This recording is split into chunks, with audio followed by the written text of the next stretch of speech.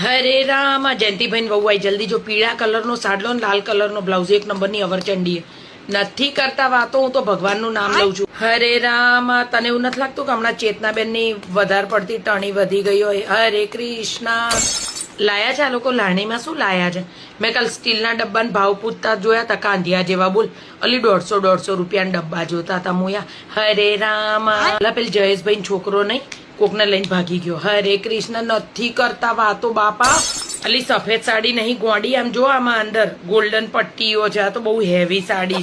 હરે કૃષ્ણ અમારા બાજુમાં પેલા નવા ભાડુઆ હતા ને ધણી ધણિયાણી તો ઉભા નથી બનતું. હરે રામ હરે કૃષ્ણ અલી રોજ બાજે તું જોવે ને તો રોજ લોન વાળા ને બધા બેંકો વાળા આવે. હરે કૃષ્ણ હરે રામ અલી હું તો કઈ લાણી માટે આવતી જ નથી. જો હું તને કહું એ હાલો ગરદણી ચા તો પીવડા. છેલ્લે પેલ સુમનભાઈ ત્યાં હતા ને ભજન તો બધાને માટે ગાંઠિયા ને એવું લાયા હતા બહુ મસ્ત. હરે કૃષ્ણ શું રાખ્યું પ્રસાદમાં? સુખડી જેવી સુગંધ આવેલી.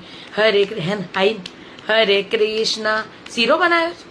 મને તો સુખડી લાગે. જો સાચું કહું ચેતનાબેન હું ભજનમાં આવું ને તમે કાયમ ટોક ટોક કરો ને મને 1 રૂપિયાની વાત કરવાનો એવો ટાઈમ ના. 2 ઘડી ભગવાનનું નામ લેવા આવીએ થોડા વાતો કરવા આવીએ છે. તમને તો એવું જ લાગે છે હું તો વાતો કરવા જાઉં છું. મેં કરી તાર જોડ વાત ત્યાર શું હારું હેડો ગરદણી કો હારી ચા બનાવે. આદુ નાખજો અલા હમણાં ભૂલી ગયા હતા આદુ સરસ મજા. હરે રામ